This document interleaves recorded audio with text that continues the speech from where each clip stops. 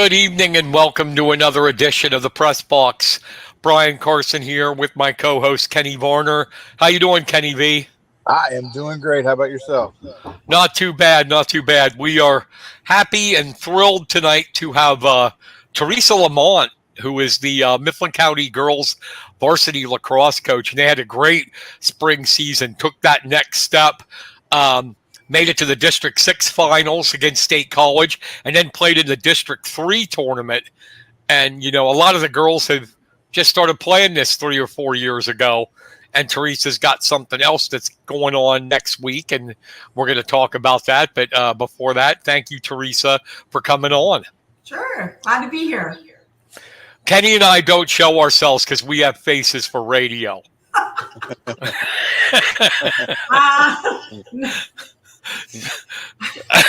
We have avatars, and it's for everybody's protection. Well, give yourself more credit now. Come on. We're old. That's all. Me too. Before we get to the Theresa, some business for us. We are going to start next week. You know, Kenny and I sometimes aren't the brightest tools in the shed. You know, we have the sharpest tools in the shed.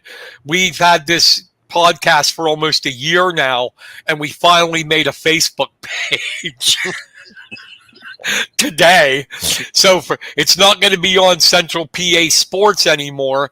It will be shown live on our YouTube channel, the Press Box at YouTube. YouTube at the Press Box, and on our Press Box Facebook page starting next week. And we thank everybody for supporting us. Now let's get to the nitty gritty of who we wanted on here, who we wanted to have talk. And Theresa, before we get to what's coming up, can you talk a little bit about that next step you guys took this year and had a really, really great season? Right. So when we first started, we were self-funded. We were still playing under the PIAA guidelines. We started in 2019. We had 6 games, and then we had COVID in 2020. 2021, we went 500. We were still struggling with COVID. We had this flow chart thing about if you had been exposed to people who had, it interfered quite a bit. And then the next year was last year. We were 8-1. And then last year we were 12-2. And the strength of our program really the focus of our strength was really that we had a lot of kids that had played together since they started. So COVID would have been their freshman year. They came and got their fingers taken. That's exactly what happened. Unfortunately, yeah. And so we had a lot of success, and we knew each other, we understood each other. They accepted the challenge. Many kids were outside of the season. We had a winter program that we traveled down to Lancaster up to play. But our nemesis had been Delphi. And that was our only loss the year before last year. And so we were really working to get that under control and to play at a higher level defensively, specifically using defensive slides. That worked out for us. We had a lot of success last year defensive slides on a regular basis. We had great stick control. Great offensive movement. I always could tell times teams have a really good offensive front, but they struggle defensively. Some teams have a very strong defensive front, but they struggle offensively. We had a lot of balance last year. And that was our success. We found out about the playoff business last minute. And there was a little bit of a brouhaha that occurred. Penn Live got a hold of it, and somehow we kind of were dragged into a situation. We made the best out of it. We played schools around around here or wherever we could get games, because we came into District 6 in the middle of a cycle. And what I mean by that is many times the schedules are set in advance and they have full schedules. And that's why we had such a variety of games in different districts. District 6 only had one team, and that was the State College team. And so Newton became part of District 6, but there was some miscommunication somewhere along the way. We ended up playing them, and then somehow, and I really don't know how this all happened, somehow we got into a District 3 playoff. And that is just a hotbed of lacrosse. And we were really challenged at that level. We were challenged by State College. The score looked bad, but actually we won it in the first half. Foul trouble. And that's a whole different animal in and of itself. But, I can't explain that whole business. I really just don't understand it, how it works. Well, I know, District 3 is with, Lower Dauphin and Palmyra traditional powers. Mm-hmm. That's a tough go to go through District 3, but it's only going to make your kids better. I mean, that's all. Sure. I think. And I agree. And, our part of our process is to start exploring and bringing kids in at a younger level, which is what we have going on next week. We're going to have an intramural type program. Let me bring that up. There are a lot of things going on right now that are large team events like soccer, field hockey, junior high JV varsity, volleyball. And so what we're really hoping is that we're going to snag some of the kids that are not involved in things right now and give them a little bit of a head start. We'll run some winter programs, but like you have put up, that's our flyer. We're on Facebook at MC Girls Lacrosse. There is a link. All they need is a mouse guard. Very fortunate to have a lot of equipment to share. The nice thing about girls lacrosse is it's inexpensive from an equipment standpoint. Yeah, and I have that graphic and the form to sign up in on my personal page and on my Mifflin County wrestling page on Facebook. So if you want to check that out. And I wanted to get to start off talking about this intramural program. What inspired you guys, you and whoever else was involved, to initiate this lacrosse program this year? Well, it's necessity. And we're at a point, every year it seems like we really are working harder than we need, that what we really want to be working, that we're introducing lacrosse and trying to play a varsity schedule. We're teaching kids to pass and catch in 9th grade, and we're playing against teams that have been passing and catching since 3rd and 4th grade. And so it's a point at which we've been very fortunate. We've had the same staff with us. Many of us have worked for free for years. We now have a paid coach and a paid assistant, but it is really a necessity in furthering our program. And the other side of it is we just want kids to be active.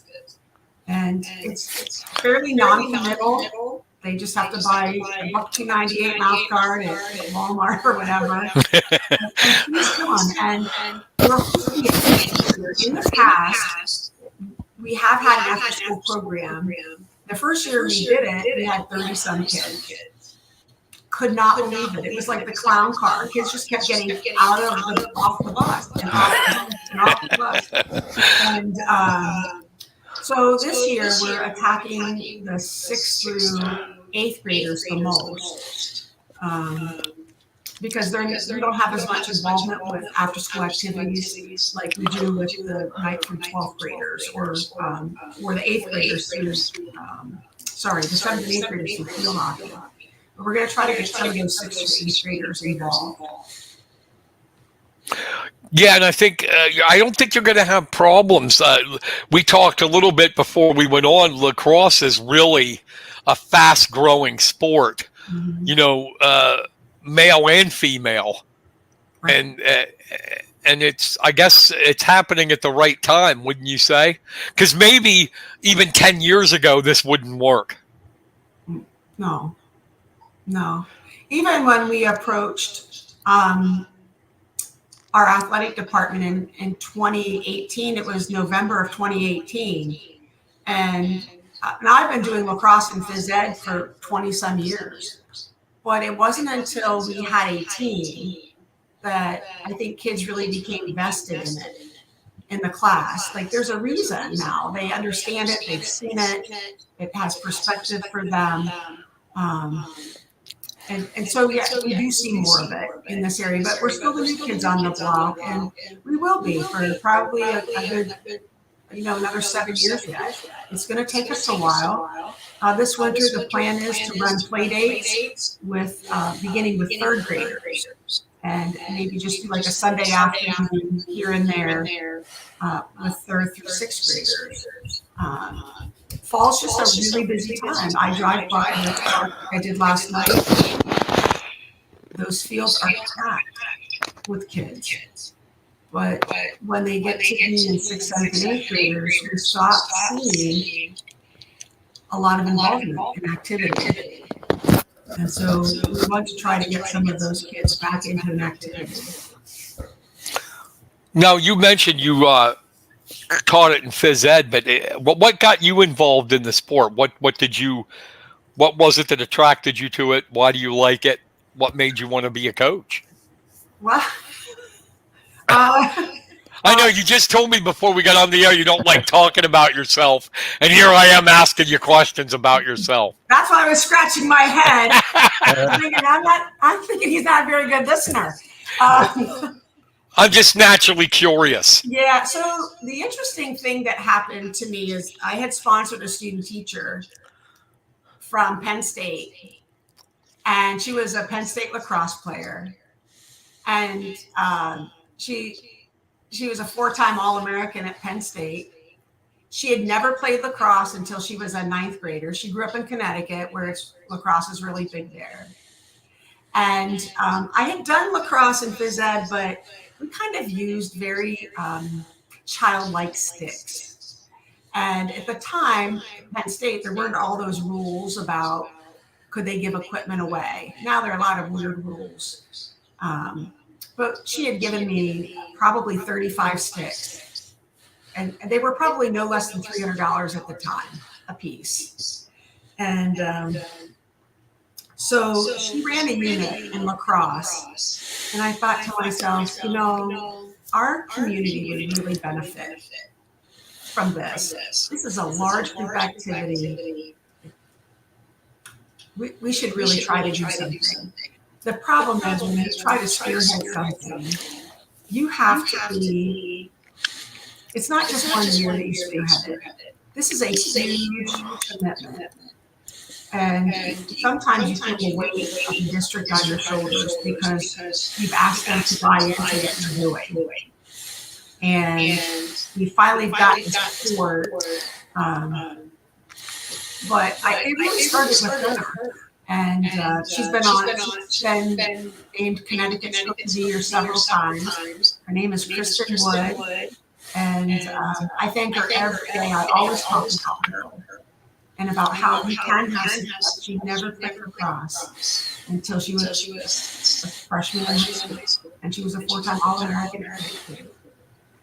And I had a conversation with Pastor Hellenfeld from State College coach. And she was at Penn State at the same time Kristen was there. And I think she was there in the position of a coach. And she knew Kristen. And we know a good person when we see one. So Kristen's really responsible for getting us moving in the right direction. It took me about 6 years to start pursuing it.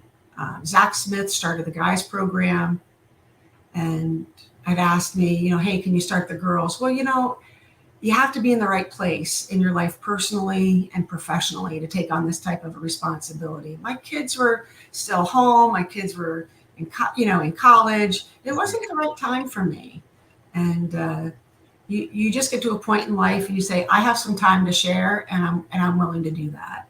And we've just been very, very fortunate. Um, is this the goal of this intramural? Is this like to, like you said, it takes time to build a program. Is this the what you eventually want to be, the feeder program leading up Yes. to the varsity? Yes. Yes. It Kenny, has to happen. Kenny, you got any questions, buddy? I know I hog everything, but You're fine. We like Kenny. He's been, Kenny has been with us right from the get-go. how about that, Kenny? Yeah.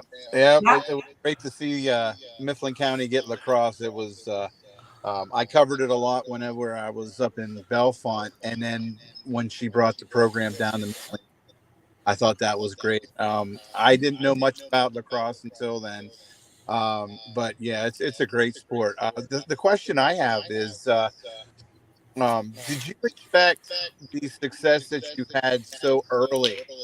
Sometimes when you're building a program, 4 or 5 years to get to the 500 mark, but you guys just kind of took off.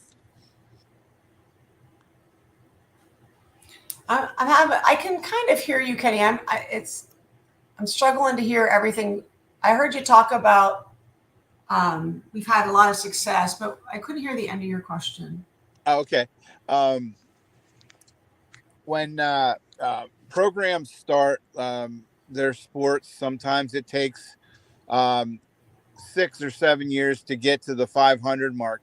You guys went in like 2 or 3 years and, did so well. Did you expect it to happen that quickly, or did you see the talent as you were going along? Well, I had mentioned I taught this in class, in phys ed class, and phys ed kids are not necessarily athletes. They're there to learn how to move, and I had a lot of years to practice, honing, introducing, and getting kids into a play mode of some sort. Not the same level as varsity play, but I can teach the heck out of skills. I got it. I've got it dialed in. I know it.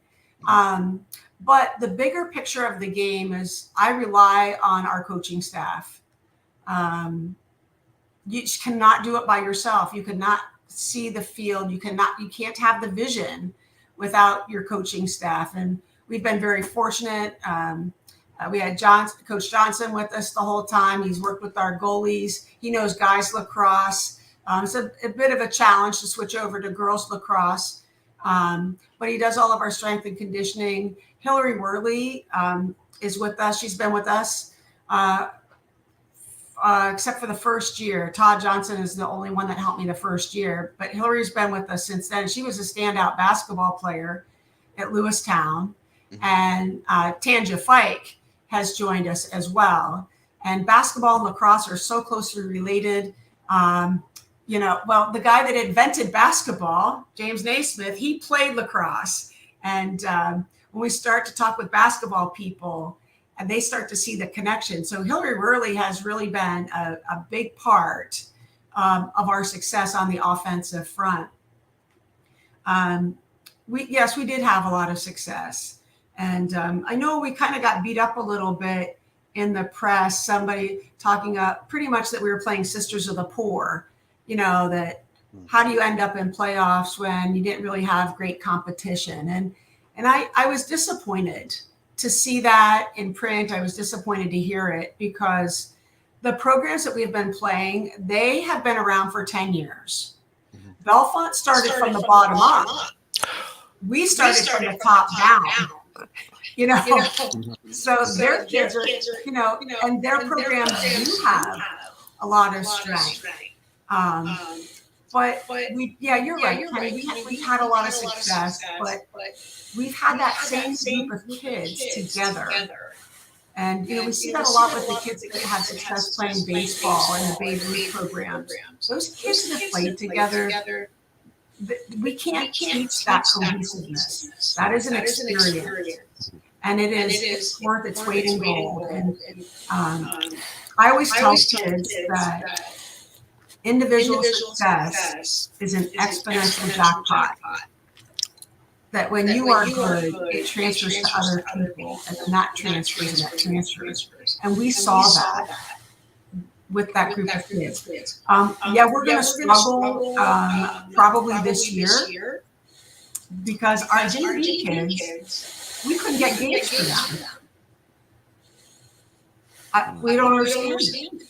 Like we're carrying 30 kids, a JV and a varsity program, and we can't get games. We'd show up to a varsity game and they'd say, well, we don't have enough for a JV team. Wow. And, the JV kids are strong JV kids. We just can't put them in a varsity setting. That's not fair to them. Because they're not prepared for that level of play. So I've been thinking, well, maybe we won't be too bad off if none of those people have JV programs. Maybe they won't have such a strong feeder system. And I think that's a trend that we're seeing across all sports.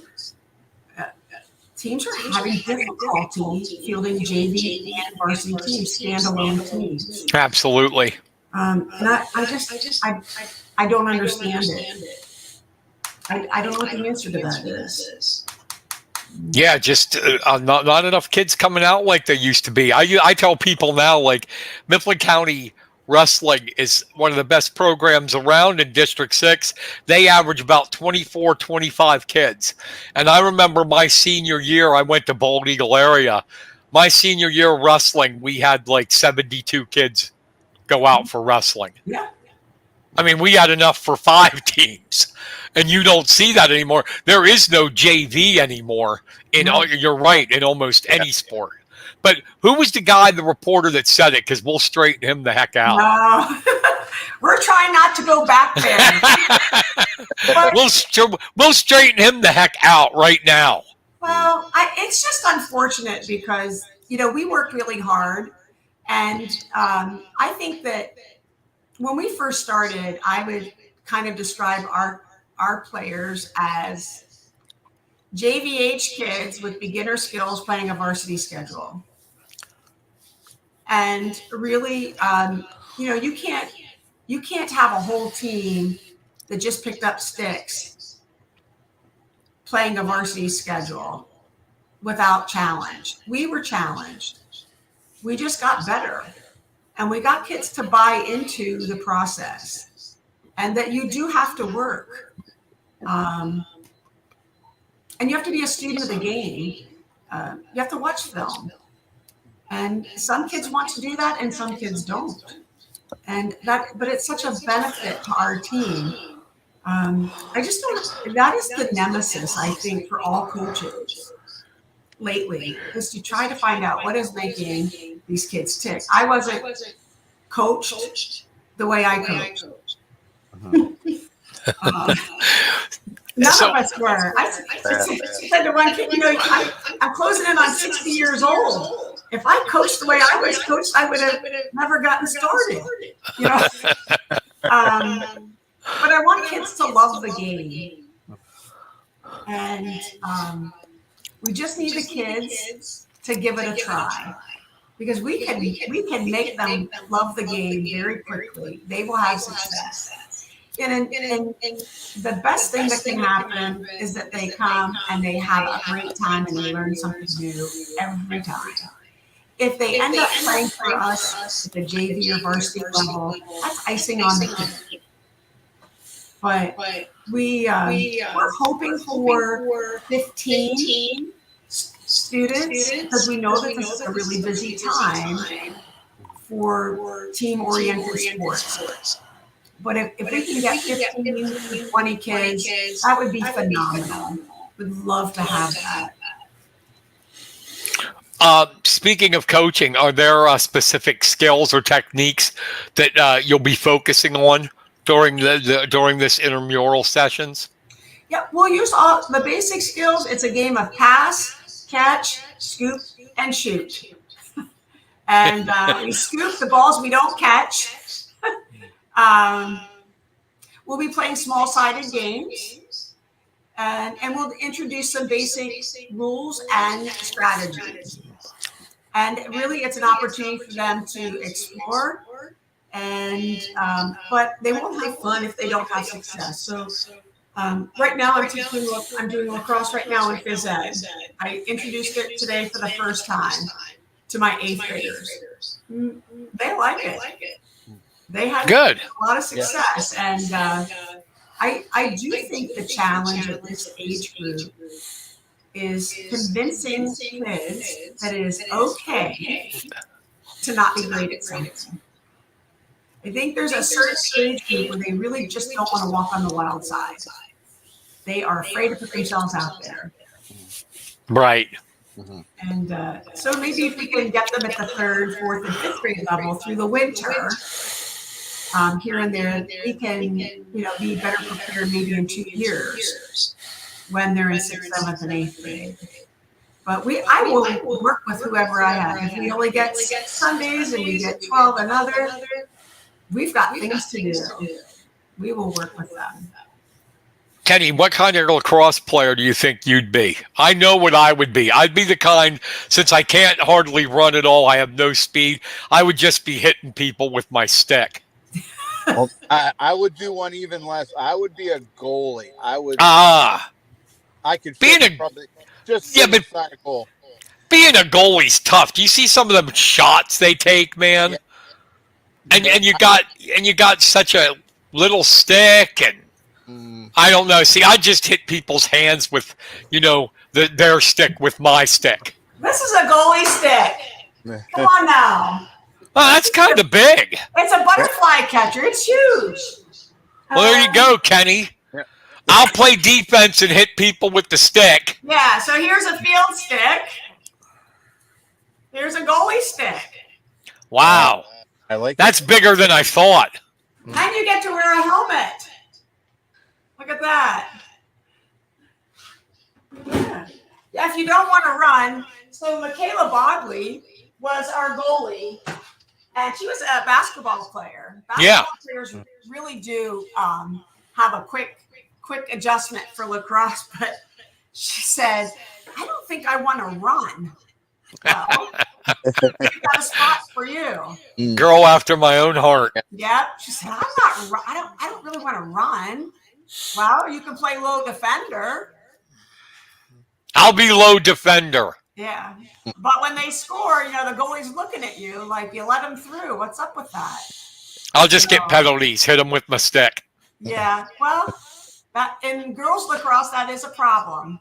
Yeah, we're going to have a lot of power play, penalty kill. We'll have to be on the penalty kill quite a bit. Well, yeah, now this intramural that you're doing, it's going to be for new and returning players. Sure. So how do you plan to integrate the different skill levels from somebody who has played to somebody who doesn't even know even the basics of the game?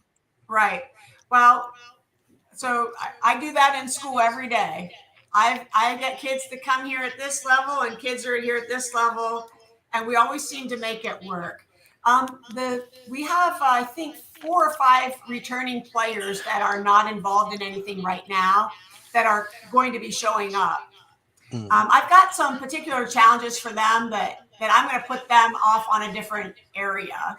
I've got some things for them to do while I work with some of the other kids. That is never a problem. And of course, we'll have some other coaches showing up too. There are some challenges with 6th and 7th graders. The rules are a little different at the youth level. There is no stick checking at that level. And really, that's not where we're at the first couple of weeks anyway. So it's not going to be a problem. That's the major difference, is the stick checking. The nice thing about lacrosse, whatever we do right-handed, we do left-handed. So I can take my returning players and just have them all play non-dominant hand. and that will be great for them. That will be a challenge. Yeah, that's interesting. Yeah. Oh, I've got tons of things for them to do. I'm glad to see them.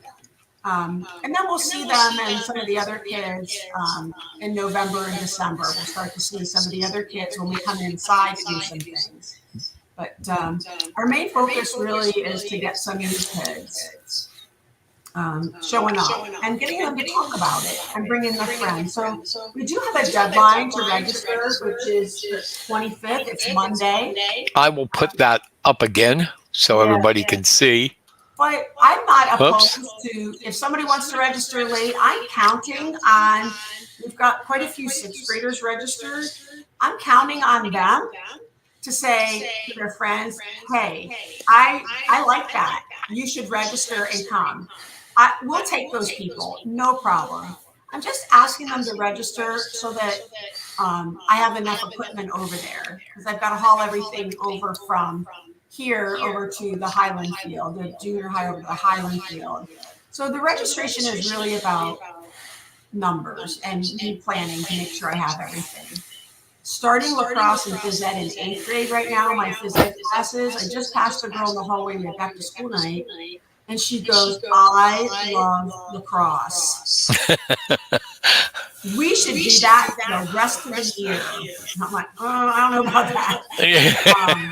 And so I said to her, I said, well, why are you not joining us? I didn't see you signed up. And, a 5-minute conversation with her one-on-one, and she's registered. I just checked. Good. And so that is really what it takes, is reaching out and asking the kids that are coming to bring a friend with them. And it's a comfort level for them. So we'll make it work with the different levels for sure. I'm not concerned at all about that. And they'll be passing and catching in no time. We're doing it 2 days back to back. So we get a little bit more time on task without a large break in between. So we can introduce some teaching cues. And it won't surprise me if kids come back next week with a stick. If they liked it that much, they went and got their own stick. They don't have to, but I think that will happen. Good. I hope it does. Is your assistant coaches from varsity going to help? Well, yeah. So, some can come some days, some can come other days, and that's okay. I'll take what, most of them don't get paid. So, and they have no jobs. They're not free at 3:30. Right. So, and the other thing too, and people underestimate this, but when we take returning players, and put them in a teaching role, they actually improve their own skills. So we'll be doing that, a little bit of that as well. Younger kids always like to be recognized by varsity players. It is a big to-do when a varsity player is giving them some help, and we're going to rely on that. That's cool. Nice. Yeah, it's like a status thing, Absolutely. Yeah. Kenny, you got a question, bud? Oh boy, just lacrosse itself, it's like a combination of so many different sports. Like you have field hockey, part baseball, part basketball. How do you explain to the kids that are interested? What would you describe it? You're breaking it. It might be where I'm at. I just couldn't catch the end of it. Go ahead and try again. Okay. How do you explain to a newcomer of what lacrosse is all about? Because it has so many different aspects of different sports. Just how do you explain what it is to them? Well, if I'm hunting down a player, meaning that I'm accosting them in the hallway, I usually take the sport that they are currently playing and assimilate that. Mm. Basketball is the closest, I believe, it's the closest related sport to the game. We do get field position opportunities from field hockey, and soccer, mostly with angles of pursuit. And that is something that kids do struggle with. And also their speed. Field hockey is very slow compared to lacrosse. Soccer is very slow compared to lacrosse. A really good lacrosse team off the draw, you get the draw, it's pass, catch, shoot. It is easy to score in 2 minutes. So to answer your question, though, I got kind of sidetracked. What I do is I just go where I think their first love is, and I make the connection from that to our sport. It is a challenge. It is an eye-hand coordination type of thing, but we can teach the skills. We've done it. Kids respond great to it. I think the biggest problem is girls lacrosse is considered non-contact. And what they mean by that is you're not allowed to use the stick to the body.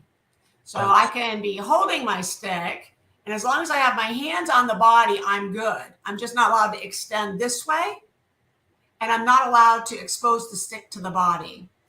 And our biggest challenge is, I'll say this all the time and I'll stick to it. We play a very traditional game, and we play with body contact. And some of our biggest challenges at the varsity level was encountering teams that were using stick to body contact. And my kids just lost it. Why are they doing that? That's not allowed. And it got in their head a lot. We saw a lot of it. Officials, sometimes we only have 2 officials. That's a lot of ground to cover. There's some variation in the field sizes, but we play in a stadium, and our goals are sitting in the end zone, and we play behind the goal. That's a lot of field to cover for 2 people in a very fast game. So I think our big push this year is trying to assimilate the pushing and getting them to play through that pushing. The skills were good. We can teach that. Field awareness, field presence, that comes through experiences. And so we try to give them as many experiences as we can. We do a lot of small-sided play. We play in the winter down at Spooky Nook. And down there, I've mentioned this before, that's a hotbed down there. And we really are challenged when we play down there. We're thrilled to death when we win games down there. But it's really the body contact and the shoving and the pushing that is problematic for us. What would be your message to young girls contemplating joining this intramural program? If you had a chance to sit down, like you say, grabbing them in the hallway, what would you say to them about joining this intramural program? What would be your message? After school? Right? What are you doing? Do something. It's free. You can't beat free. No. We have a special player, and her name is Mara Gallo. Mara Gallo is I think she's a junior this year. Mara Gallo came to us when we ran open field. She was a 7th grader. And I told you her mom was a standout basketball player for Lewistown, Hillary Worley. And she's a little phenom for us. She was doing competitive cheer. She was not doing basketball like her mom had been playing. Her mom played collegiately. I think she was on the state playoff teams too. So she kind of felt like she didn't want to be in her mom's shadow. And she tried lacrosse, and I heard from different people. She went to her mom and she said, "I love this." And she's somebody that came not expecting anything. She wasn't involved in any organized sport other than competitive cheer, which is athletic. It's a lot of gymnastics.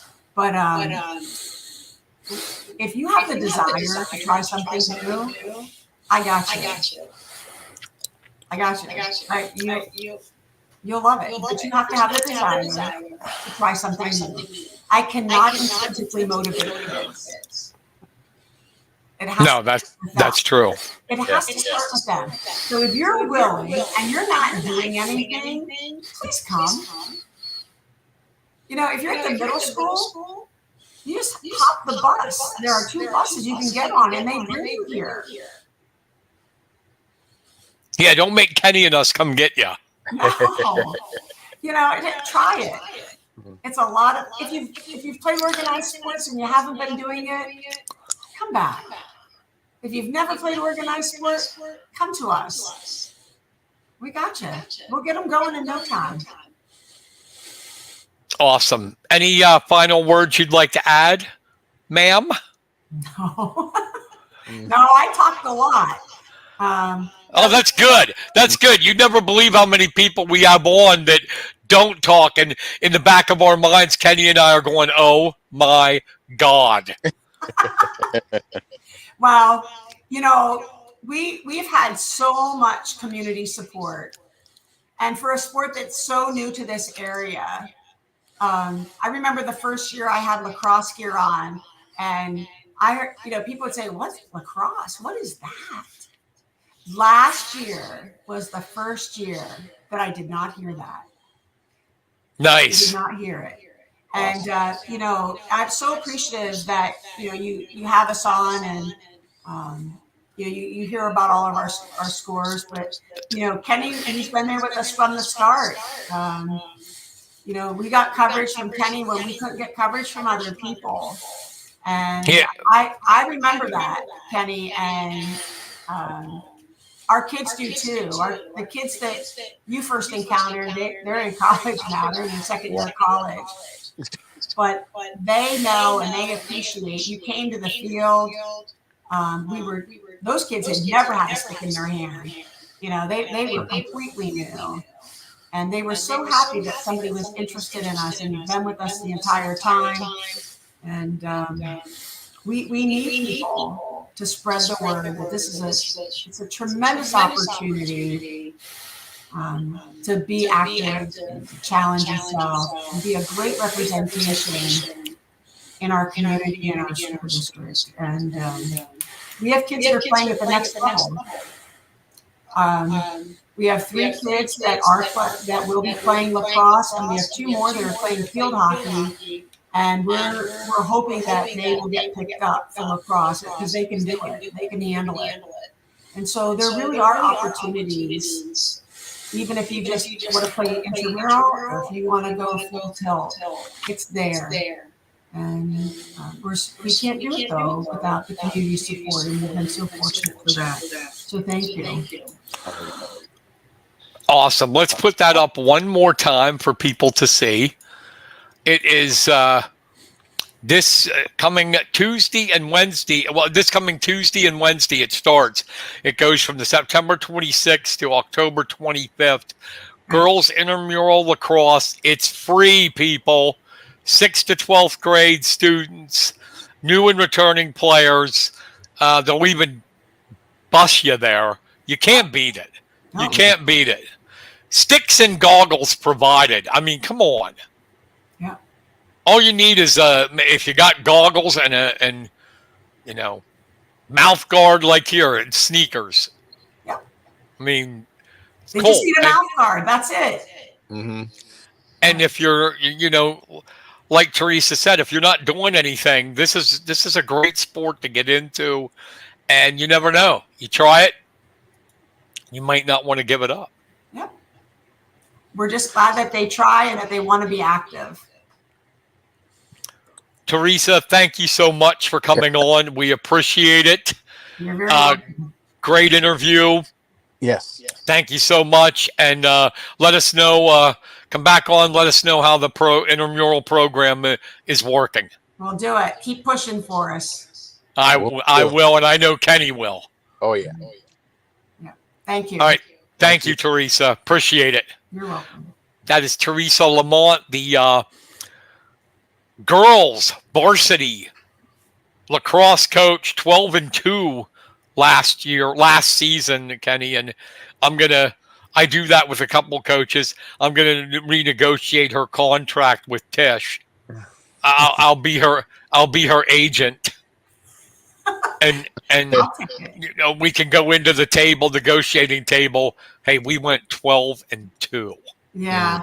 And records are not everything, but it does help the momentum of your program, and we're going to take some lumps too because we've got this new group, a new group of students coming in that have not experienced the varsity level, but if they're willing to work, we've got it. We can make some stuff happen here. Awesome. Once again, thank you so much. We appreciate it, and please come back. Yes. All right, that's Theresa Lamont, as we said, the Mifflin County girls lacrosse coach, and the intramural starts next Tuesday.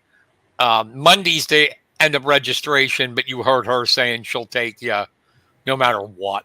So come on. All right. Thank you, Theresa. Good night. Good night.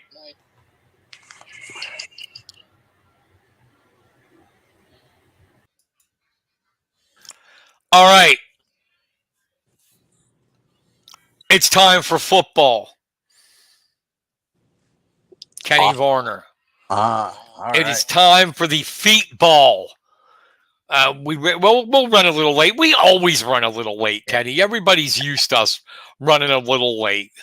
Oh yeah. Right. Well, let's exactly. Let's start out here with I stole their graphic. It is the Pennsylvania football news. Billy explained their rankings for this week. Bunch of District 6 in. And the one where, and you know that, the one where it's crowded is 2A. We start out 6A State College is back in the honorable mention. In 4A, Central is ranked 10th in the state. AA, 3 teams. Richland moved up to 3rd. Bald Eagle moved up 1 to 6th. Penns Valley's back in the honorable mention. And then in 1A, Juniata Valley is an honorable mention. Plus, I decided to give everybody a little taste. This is the number 1 ranked teams in each class. We'll let that run by one more time. I have a ticker, man. Ticker, I like it. In 6A, St. Joe's Prep, no surprise. 5A, Imhotep Charter. 4A, Bishop McDevitt. 3A, Bell Vernon. 2A, Southern Columbia, what a shock. And 1A, Steelton High Spire. They are the number 1 teams in the state right now. And shall we, Kenny, go through the scores from last week in our area. Mount Union put it to West Branch 50-27. Penns Valley, closer than people expected, 43-32 with Phillipsburg Osceola. Bald Eagle area, it was close for a while, but then they pulled it out. 41-22 over Tyrone. State College just crushed Altoona, 49-7. Sheffy was back, Kenny. We'll talk about it. Sheffy was back, but he didn't make much of a difference in the game. No, but I think they got themselves a quarterback, though. Yes, they do. We're going to talk about that. Juniata got in the win column, 33-6 dusting of Newport in a great football game I watched on the stream. Lower Dauphin holds off Mifflin County 20-14, and the game you covered, Clearfield, closer than expected too, 26-7 over the Red Raiders. Would you like to briefly talk about that game?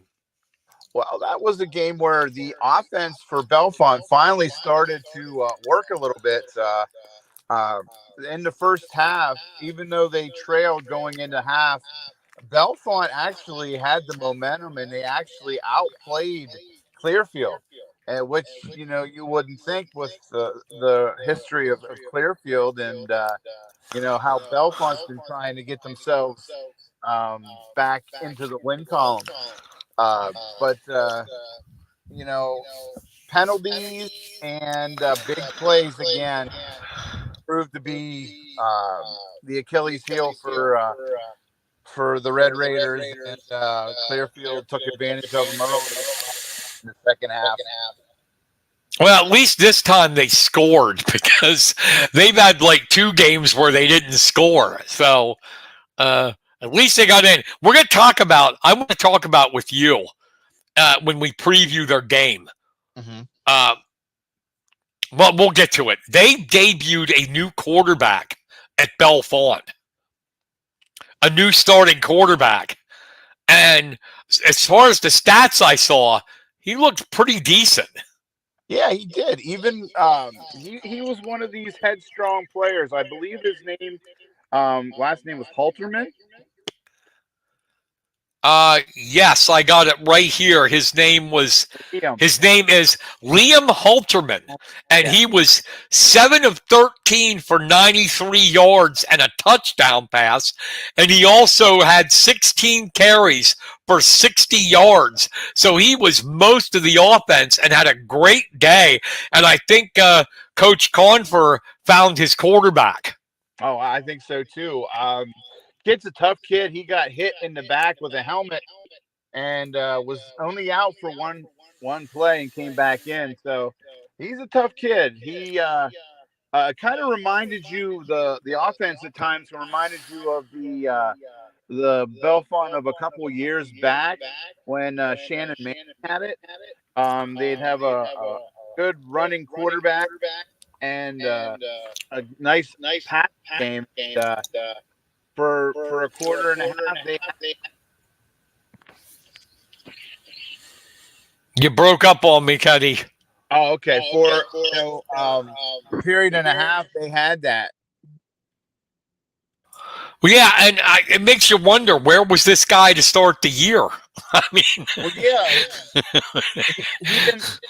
he showed some spark last year when he came in relief of the quarterback. So I'm not sure what happened, but I think they found with someone that clicks with their offense, and hopefully they'll keep him in, and good things will come. Oh, I think they got to keep him in. The week before, they had -3 passing.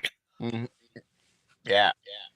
I mean, this kid had 153 yards total offense himself. Mm-hmm.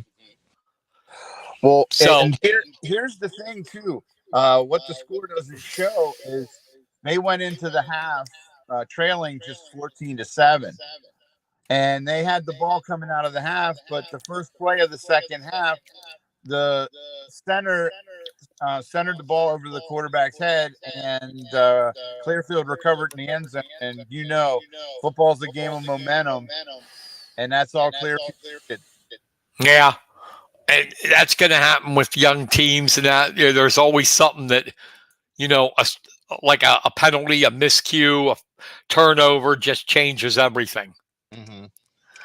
All right, let's preview this week and give predictions. Before that, we're going to talk about PASN, the Pennsylvania Sports Network. Jed Donahue back on the air free. He was behind a paywall for a while.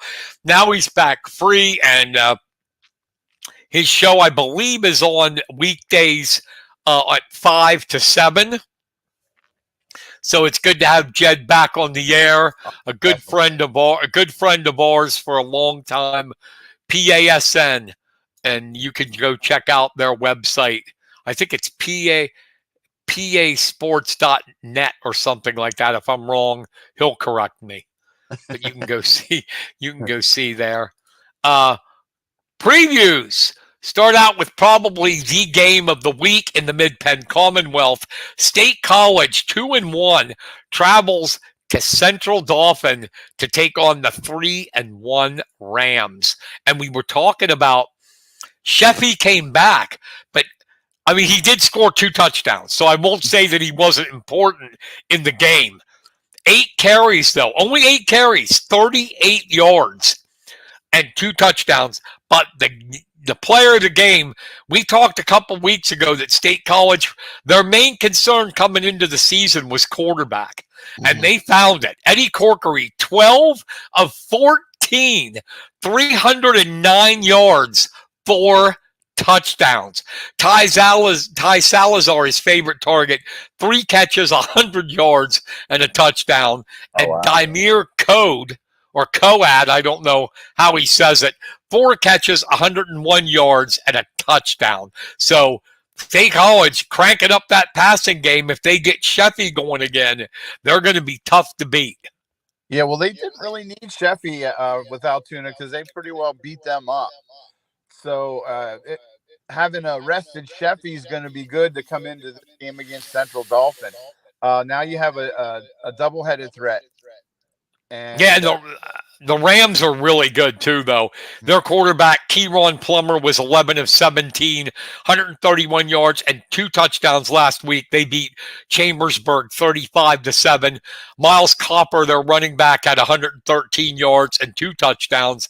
And Mateo Crummel, their main wideout, 9 catches, 105 yards, 2 scores. But Chambersburg is not State College. It's going to be a tight game, even though, because State College, Central Dauphin is a good team. I mean, it wasn't too long ago in past history where, they were competing for state championships. It's going to be a close game, but I think with State College now having dual weapons, passing and running, I think they're going to pull this out, and I'm going to say in a close one, 28-26. Wow. Okay. Well, I'm pretty much in your corner too. I think it's going to be a little more high scoring. I think it's going to be 35-32. All right, but we both think first close game. Next, Mifflin County 2-2 makes the trip to Palmyra 2-2, and I hear a lot of our Husky fans, a lot of them, Kenny, saying this is going to be an easy game. Ooh. And I wish they wouldn't talk like that because I've got reasons here. Yes, Palmyra is 2-2, but their losses, ready? Mm-hmm. They lost to East Pennsboro, who is undefeated. And last week, they lost to Bishop McDevitt, number 1 in the state. Yeah, who doesn't, right? So their 2 losses were not against cupcakes, undefeated people. And, well, last week was just a disaster. McDevitt beat them 68-7. But it's not going to be an easy game for the Huskies. Landon Eichhorn, in that tough game, they got down early. And they held Lower Dauphin scoreless in the second half. All of Lower Dauphin's points were in the first half. But, Eichhorn was 19 of 18, 103 yards, 2 touchdowns, but he also had 2 interceptions.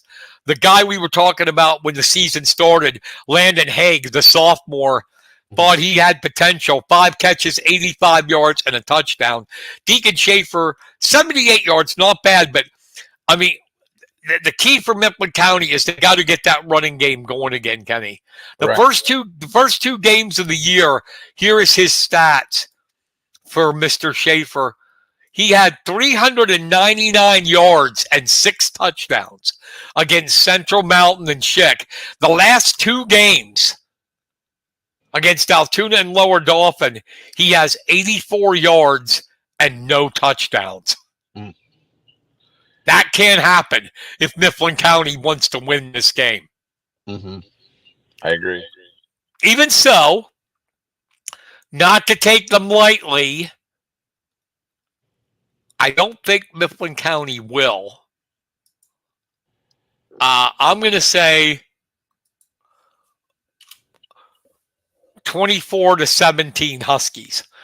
If they can stay, they make a lot of stupid penalties every once in a while.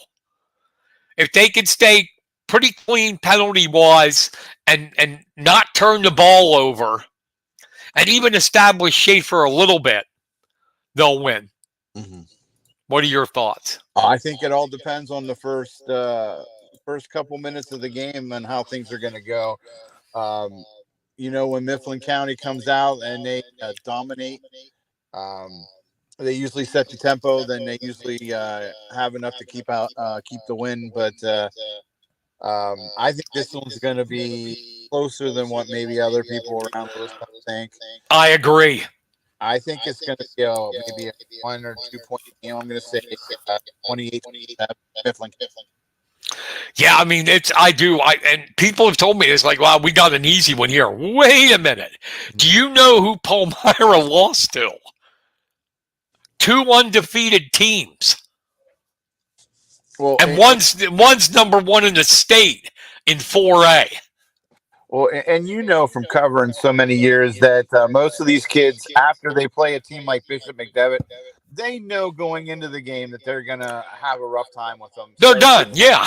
That loss means nothing, right? I mean, how many kids in our area are playing against kids like Sanders and Scott that are going to Kentucky and Alabama? Mm-hmm. Not many. It helps to recruit, doesn't it? It sure does. Next up, the team we both like, Bald Eagle area, 4-0 in a battle of Center County, host Phillipsburg, 1-3. And we'll start out with Phillipsburg first. They found that, they've had Jacody Jones all year, but Sam McDonald joined the parade against Penns Valley. He had 113 yards, 2 touchdowns. Jacody Jones had the same thing, 113 yards and 2 touchdowns. So it was the running game for PO, but a lot of weapons for Bald Eagle. Nagel was 21, Carson Nagel, 21 of 27, 309 yards, 2 touchdowns. Cam Watkins, 9 catches, 129 yards, 2 scores. Gavin Burns, 7 catches, 107 yards. And remember I told you last week when I covered the Penns Valley game for you, Bald Eagle went to 6 linemen once in a while and established Dubs. And I said if they could establish Dubs in the running game, they're going to be tough to beat. Mm-hmm. Dubs last week, 34 carries, 188 yards, 4 touchdowns. That's 161 and 188 in the last 2 games for Dubs. Wow. And Bald Eagle cruised in the end over Tyrone, 41-22. My thoughts here, Phillipsburg is definitely getting better. They're definitely a better team from last year. And even though they made it close with Penns Valley, Bald Eagle has a better defense than Penns Valley. Just plain, simply does. With Lannon, with Watkins, they have got Clark, and I think it's going to be all Bald Eagle area. I'm going to say 35-14. Okay. Well, one of the things that isn't going to happen this week is Phillipsburg is not going to sneak up on anybody because what a lot of people don't see from the final score is at one point in that game, Phillipsburg led 21-14. Yeah. So, and that's a tough Penns Valley. So you know that ball focus, they're going to be out set the standard. Want to show Penns not even going to be close. They're going to whoop up. I'm going to say it's 56-7 for Bald Eagle. Yeah. Who are you covering this week? I have Bellefonte, Penns Valley. Okay, that's coming up next. You don't have to give a score. Okay. Okay, we got Penns Valley 3-1 hosting the Red Raiders 0-4. We already talked about what Holderman did for Bellefonte's offense. Penns Valley, again, it's the same thing. The big 3. Jackson Robick, 10 of 13, 139 yards, 3 touchdowns. Ty Watson, 18 carries, 115 yards, and a touchdown. John Meyer, 6 catches, 99 yards, 2 touchdowns. It's the big 3 every week. It's going to be the big 3 again. Bellefonte getting better. I like this Halterman kid at quarterback, but Penns Valley. There's no offense on Bellefonte yet, and I'm going to say 42-10 Penns Valley. I think that Bellefonte is they'd like to win, but I think right now they're focusing on putting a full game together. I know they did well, winning the first and second quarter of their game against Clearfield.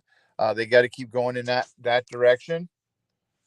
But yeah, when it all comes down to it, it's going to be Penns Valley with the win. I would agree with that. You can tell me after the show what your score is. Okay. Man, you're getting a little lazy. I'm telling you, 3 straight at Bellefonte when you live in Bellefonte. Oh, no, you got to go to Penns Valley. What am I saying? Yeah, I got to make that road trip. All right, you got to go down to Spring Mills. Not exactly that far away. No. From Bellefonte. I'm getting old. I don't like to travel. I know. I don't blame you. All right, Juniata hosting Halifax. Halifax 3-1. Juniata 1-3. Halifax is an incredible story. If you remember, Kenny, a couple years ago, they forfeited at halftime to Juniata because kids got hurt and they didn't have enough kids to finish the game. And now here they are 3-1. But I got to tell you, it's a little bit deceiving, people. Their 3 wins. They beat James Buchanan last week, 43-6. Halifax's 3 wins. The teams have a combined record of 1-9. Wow. Right. Juniata, they're mixing around 4 or 5 different ball carriers. It's the passing game that's clicking. Wyatt Ehrenzeller, 7 of 10, 197 yards, 3 touchdowns last week. And how many times are we going to mention Jasper Sheps? Every week? It's amazing. He just seems to get better and better each game. 6 catches, 177 yards, 3 touchdowns for Jasper Sheps. Only a sophomore. Really good player. And this year, the records are deceiving. Juniata had that brutal non-conference schedule, of Troy, West Perry, Selinsgrove. They won last week handily. They're going to win handily this week. I think it's going to be 36-10, Juniata. It's funny you talk about that Halifax game. I actually was the one who covered that, I believe, for the Sentinel that year. And I remember, what do you do when you're writing a story and it's over at halftime? I felt bad for the team, but I like right now. That was a quick story, buddy. Yeah. It was under 400, I'm sure. What are your thoughts on this game? I think Juniata's right where they want to be mentally. They withstood the storm from those 3 games, came out last week, whooped up on Newport. I think that experience there early in the season is going to continue. I think it's going to be 56-6 Juniata. I agree. I mean, it's not going to be close. Then we got this. This has the makings of a pretty good game. You're covering Huntington County now a little bit, and one of the teams is Trojans. Mount Union 3-1 on the year host Moshannon Valley. The Black Knights 3-1 as well, and you look at the records and the teams. It's got a makings of a great game. Mount Union likes to run, obviously. They had 406 yards rushing last week against West Branch with 4 touchdowns. Bryce Danish, running quarterback, had 249 yards rushing and 3 touchdowns on only 12 carries. And Josh Ryan, the wrestler, 9 carries, 109 yards, and a touchdown. Mo Valley beat Glendale 24-6. And they had the same thing, running. Tanner Kephart, 15 carries, 152 yards, and a touchdown. Luke Yarger, 4 catches. He's a receiver. 4 catches, 105 yards, and a score. So little more balance on the Mo Valley side with running and passing, but should be a good game. Should be a close one. I'm going to take Mount Union because when I see two teams that are evenly matched, I go with the home field advantage. So I'm going to take Mount Union in this, and I'm going to say it's going to be a ball control game. It'll go by pretty fast, whoever's covering it, and I'm going to say 21-14 Mount Union. Oh, I was pretty close to what you were thinking too. I know Mount Union has that great running game, but I think this is also going to be one of those games that go down to whoever has the ball last. I believe that Mount Union will come out on top, but it'll be, I think, 24-17. Yeah, should be a close game. A lot of good games here on the slate, and as always, we'll be back next week to preview and wrap up what happened in this week coming up here. Can you believe it? It's been 4 games already in the season. Oh, I know. It's this next week. This week here is like halfway through the season. Yeah, dude. Is that nuts? It is. It is. Yeah. And, so, you know what next week is, don't you? Is our 1-year anniversary. Woo! Woo! 1 year we started this 1 year ago. Next week will be our 1 year episode number 52. And we don't even know who our guests are going to be. we really plan ahead. Yes. We like I said, for the moment stuff. Yeah, like I said, we just now have a Facebook page for the press box. Yes. No, we're going to think of some things to do, and we're going to try to make it happen. Do you want to say what we're going to do? Yeah, weather permitting, we would like to do a two things. The first thing we're going to do is we're going to try our hand at a football game. We're going to cover the Burnham Bulldogs special needs football team as they play WMRF in a special needs game. We're going to try to do play-by-play, see how that works, test that out. We're going to live stream that if pending equipment and weather. Yeah, right now it says 71 and sunny, but you know how that can change in a heartbeat. Yes, and we're going to try to make this happen. When is the time? What time's the game? The game starts at 5 o'clock. 5 p.m. And we'll do the press box from there. Mm-hmm. I guess, or maybe we won't. Well, we got to do the press box. It's a 1 year show. Yeah. What the hell? Jeez, what am I saying? Have people come to the field and see if we can interview the different athletes that they can come. Yeah, just show up. Whatever. It's anybody's show. Just show up. We'll really do a spur of the moment kind of deal there. Yeah, and it does come down to equipment too, because you know streaming, it's pretty commonplace now, but you still we got to have the right equipment and got to have the right Wi-Fi to make this happen. We don't want to have be slowing down or getting cut off the air. That wouldn't be good. But we're going to try to make it happen, and that'll be next Wednesday, 5 p.m. Probably come on the air about 4:45 to talk about it. Yep. Even though Kenny coaches, he's really not going to coach. David Fry. David Fry is going to be in charge. And Kenny and I will be broadcasting. So, yeah, I think it's going to be fun. Yeah, it'll be another venture, and then hopefully that'll lead to us getting out there and covering some live stream different sports.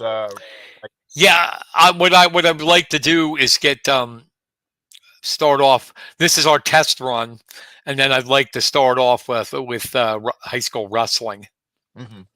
to stream some of that. Now I have Mifflin County I'm going to do on Big Louie, but we'd like to go do other schools and stream it and all that good stuff. So we'll see what goes down.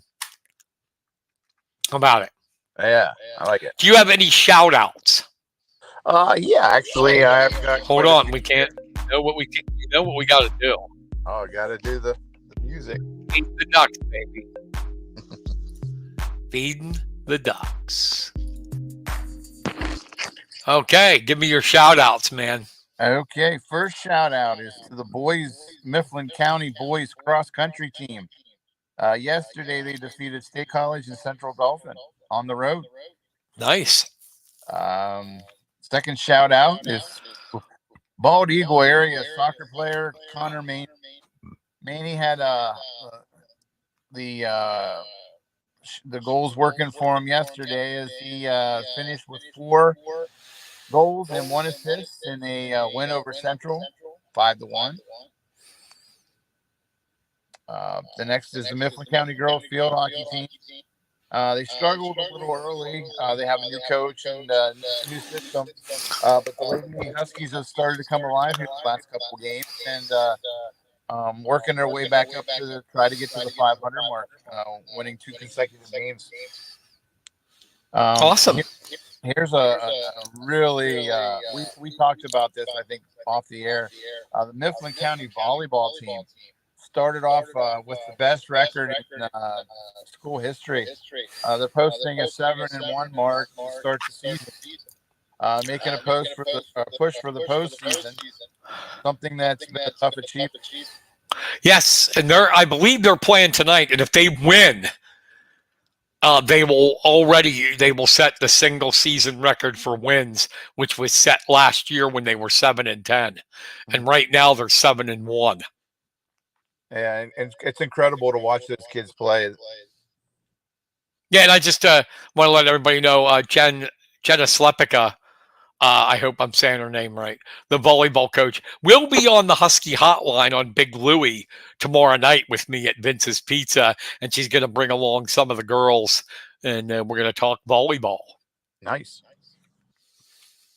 Any other shout-outs, buddy? Well, to the girls, Bellefonte girls soccer team, they started out the season 6-0-1, and tonight they had a big game against also undefeated Bishop Guilfoyle in a battle for the top of the Laurel Highlands.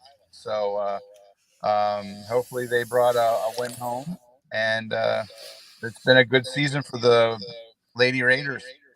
And then my last one is the East Juniata boys and girls soccer teams finishing on top for most of their battles recently. They started out a little slow as well, but have picked it up the pace and are moving up the TVL. Standing. Awesome. I actually have a shout out. Cool. I have a shout out to Team USA at the World Championships in wrestling freestyle. The United States Team USA won the gold medal, finished first. We had 3 world champions. 2 of them wrestled at Penn State, Zane Rutherford and David Taylor. Taylor won his 4th World or Olympic Championship. It was Rutherford's first. The other champion was Beto Arajau of Cornell. He wrestles for Cornell. So obviously Rutherford and Taylor are out of college, but they did wrestle for Penn State. So congratulations to Team USA. 2nd year in a row, they brought home first place and 3 world champions.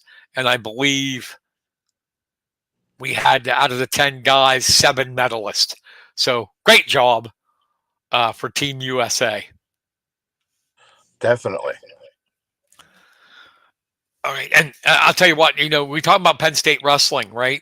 The Nittany Lion Wrestling Club, which does the freestyle stuff, 5 of the 10 guys on the world team wrestle at the Nittany Lion Wrestling Club. Oh, wow. That's how powerful it's become.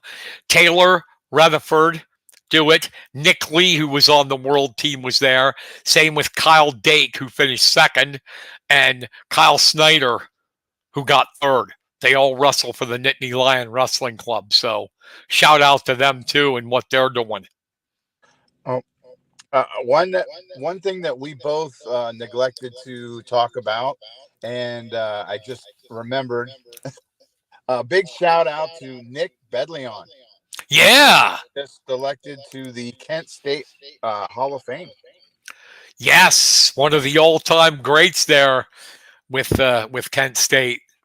Nick, multiple All-American. Good guy. I know we know his brother real well, Tyler Bedleon, who wrestled for Clarion. He's the assistant coach at Mifflin County under Kirby Martin. Best hair in wrestling. But it was cool to see Nick get in the Hall of Fame, and he deserves it. I'm glad you remembered that. I can still think once in a while I'll have a thought go through. All right, buddy. I know we went long again. Who cares? It's our show. We can go as long as we want. Any final words before we get out of here? Yeah, I just want to say to anybody that might be interested in trying out or doing the intramural lacrosse, give it a shot.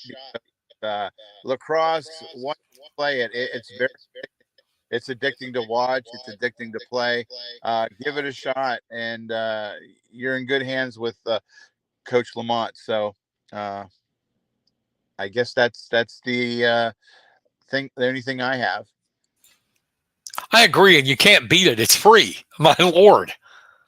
You know, a lot of places, would charge for this. But I like the idea of it. She's trying to build a feeder program because Mifflin County's still young and they don't have one really. Right. So it's a way to get them started in lacrosse, and we encourage everybody to go. And that has nothing to do and can go. It's worth a shot to try it out, see what you think. Yeah. All right, that's going to wrap it up for us. Next week, our 1-year anniversary of the press box. Can't believe it's been a year already, but this. I guess next week is invite yourself on the show. Yeah, exactly. Just come on, whatever. Yeah. We'll figure it out. It's a party. Yeah, we like to fly by the seat of our pants. We don't prepare anything. All right, that's going to do it for this episode of the Press Box. For Kenny Varner, I'm Brian Carson. Thanks for listening, everybody. Have a great rest of your week and an even better weekend. See you later. Night, everybody.